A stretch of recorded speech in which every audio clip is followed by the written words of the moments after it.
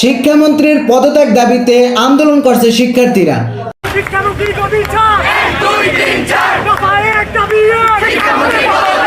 আপনি কি মনে করেন এই দাবি কি যৌক্তিক নাকি অযৌক্তিক?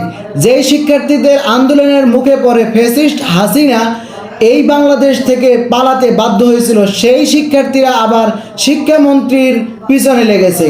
তাহলে কি শিক্ষামন্ত্রীর গদি থাকবে? আপনি কি মনে করেন? একটা মানুষের কমন সেন্স না থাকলে যেটা হয়, এইখানে দেখুন যে হাঁটু সমান নয়, এখানে কোমর সমান পানির ভিতরে শিক্ষার্থীরা কিভাবে হলে গিয়ে বর্তমান যে পরীক্ষা চলছে এইচএসসি পরীক্ষা, এটা কিভাবে দিতে পারে?